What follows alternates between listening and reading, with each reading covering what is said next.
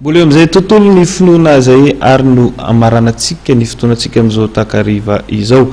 Vitany aladiny Pentecosta teo ny voka-dehibe ny fiangonana FJKM mampahidra lambo famonjena teo jerentsika avy hatrany ary ny andinidiny.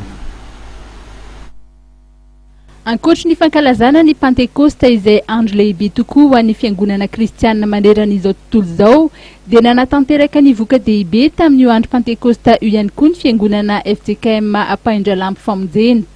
Samy niezaka nanatrika izany fotoan-dehibe rososina izany ny kristianina avy eny an-toerana ary tonga maro ihany koa ireo taranaka sy zanakam-pelezana avy any lavitra.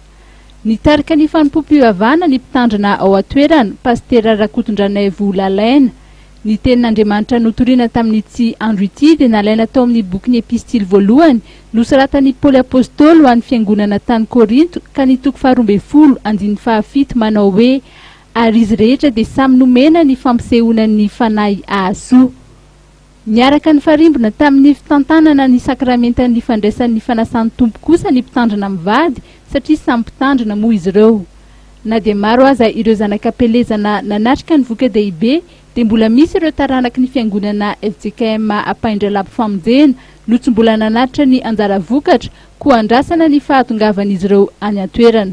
Sorana indrindra ihany koa isika taranaky ny fiangonana ampahindra lambo famonjena rehetra ary mbola iatsonantsika zanaky ny fiangonana izay mbola tsy nahavita ny fisaorana an'Andriamanitra nanatitra ny valopy ny voka-dehibe mbola anterina fa mbola misokatra ny boky ny fiangonana fandraisana izany didy voka-dehibe ety amin'ny fiangonana ampahindra lambo izany.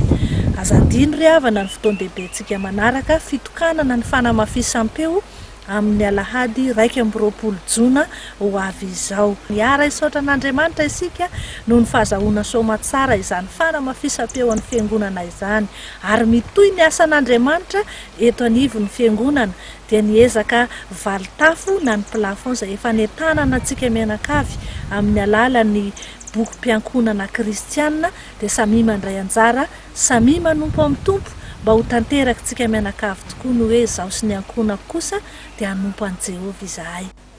Taorian'ny fanompoam-pivavahana dia nisy ny fanaovana lavandy-bokatra izay nanehony rehetra fifananana masina ho fanohanana ny asan'Andriamanitra. Amin'ny mahafotoan-dehibe ny andro fanateram-bokatra dia nisy ny fiaraha-misakafo maimaim-poana ho an'ny rehetra tonga tany an-toerana. Amin'ny 21 volana Jona dia mbola manana fotoan-dehibe ny fiangonana FJKM tokanana ny fanamafisam-peo izay efa voavidy manontolo amin'izao fotoana izao. Tapitra tretondray ny fotoana sy ny fiarahantsika toko lasy tovavy tato anatin'ny vaovaon'ny fahitalavitra matv tamin'ity takariva ity. Ampatsevina kosa nefa ianao fa amin'izao fotoana izao dia mandeha ny fividianana momba ny fanonganana ny filohan'ny repoblika eny anivon'ny antenimera-pirenena eny Tsimbazaza eny na fantatry ny maro ihany koa amin'ny anarana hoe requête aux fins d'échéance du président de la République. Raha toa moa ka misy ny vaovao izay voaray avy eny an-toerana eny dia ampahafantarina anao ary hoentina aminao eto avy hatrany ny mahakasika izany. Mbola eny an-toerana moa ny namantsika Marc Antoine sy Tsiry Rakotoarson ka raha toa ka misy ny vaovao voaray avy eto ampelantanana dia hoentina aminao avy hatrany. Tapitra treto ny fotoanantsika ary araky ny efa nambara taminao teo isaorana anao toko lasy tovavy naharitra ny endro sy nijery ny vaovaontsika tamin'ity takariva ity.